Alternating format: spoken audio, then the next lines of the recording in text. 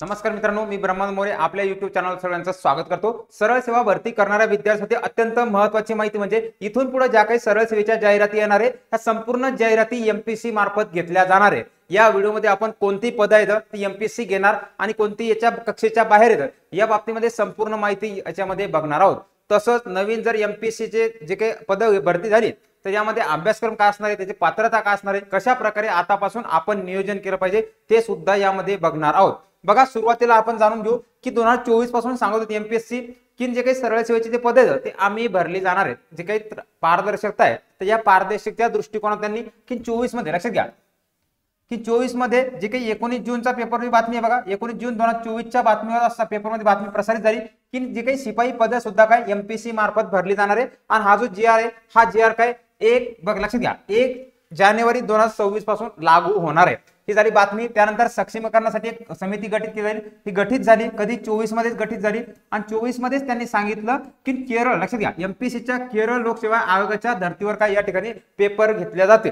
त्याची भेट जी आहे 24 मध्ये सांगितलेली तर शिष्टाचार मंडळाने 2025 मध्ये लक्षात घ्या 17 सप्टेंबर 2025 ला काय केरळ लोकसेवा आयोगाला शिक्षण मंडळाने काय भेट देण्यात आलेली आहे। तलाठी भरतीमध्ये महत्त्वाची माहिती लक्षात घ्या की तलाठीमध्ये बातमी कधीपासून येत आहे 3 ऑगस्ट लक्षात घ्या नाशिक दिव्य मराठी बातमी नाशिक रविवार 3 ऑगस्ट 2025 ची की नोकरी संधी राज्यात लवकरच 1700 जागावर तलाठी भरती उमेदवारांना दिलासा फक्त काय त्या ठिकाणी दिलासा त्या ठिकाणी दिला होता।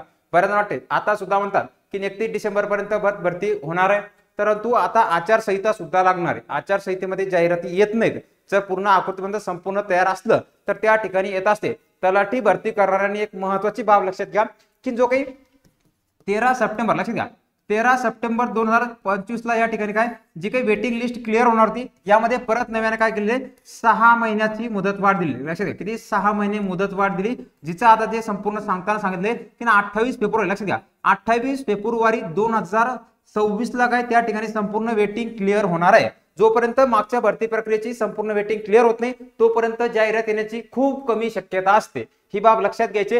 परत एकदा बातमी एकदा प्रसारित झाली होती की 2026 पासून अंमलबजावणी समन्वय समितीची स्थापना झाली।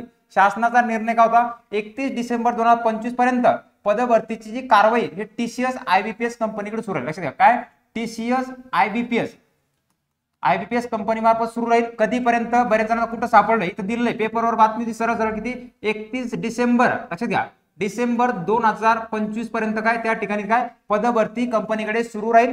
त्यानंतर लक्षात घ्या त्यानंतर सर्व पदे एमपीएससीच्या कक्षेत आणून 1 जानेवारी 2026 पासून लक्षात घ्या किती 1 जानेवारी 2026 पासून गट ब कोणतं गट ब मध्ये असणारे जे काही पद आहेत तसंच गट क मध्ये संवर्गातील भरती केली जाणार आहे। सुरुवातीला कोणती आहे गट ब आणि गट क चे जे पद आहेत तर हे पद काय या ठिकाणी भरले जाणार आहे अशा स्वरूपाची बातमी आहे। मग बघा आता आज एक जीआर प्रसिद्ध झाला ज्यामध्ये जी काही रेशीम संचालनालय भरतीचा एक जीआर आला।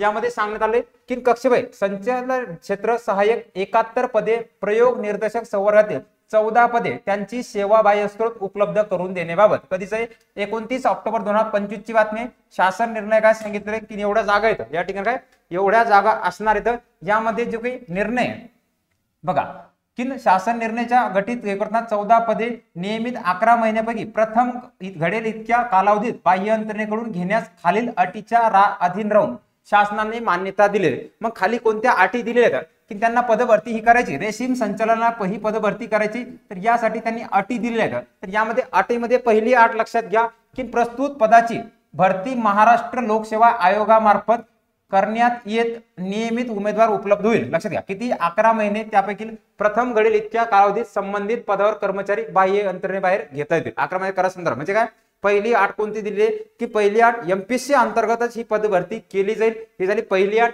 त्यानंतर दुसरी सदर पदे बाह्य यंत्रणेमार्फत भरताना वित्त विभागाच्या शासन निर्णय जो 27 एप्रिल 22 चा यामध्ये मुद्द्याची पूर्तता करता यावी ही सुद्धा माहिती इथे दिलेली आहे।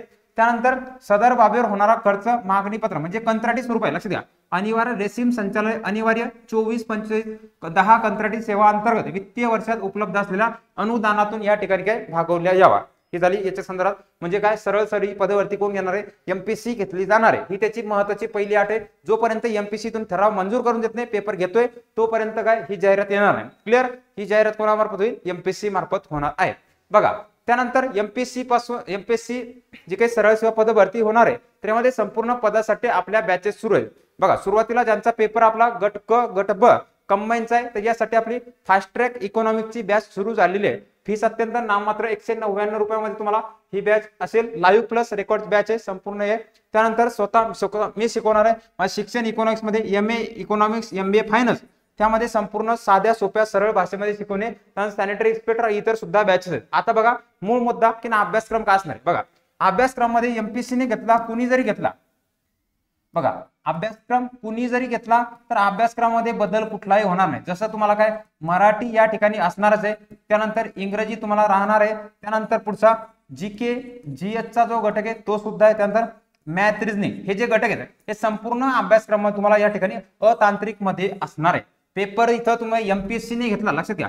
पेपर एमपीएससी ने घेतला TCS ने घेतला किंवा IBPS ने जरी घेतला इथं फक्त काय प्रश्नाची काठिण्य पातळी बदलत असते. नवीन काही बदल होत नाही.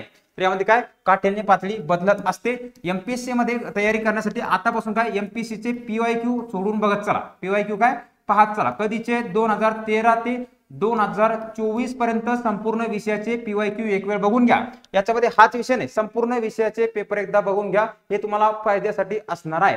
संपूर्ण PYQ आपलं जे काही त्रिशा फाउंडेशन ऍप आहे तर या ऍपवर तसेच टेलिग्राम चॅनलवर सुद्धा उपलब्ध आहे. काही अडचण असली या नंबर संपर्क साधून तुम्ही अधिक माहिती विचारू शकता. मित्रांनो भेटू पुढील व्हिडिओमध्ये. तोपर्यंत नीटपणे काळजी घ्या, नीटपणे अभ्यास करा.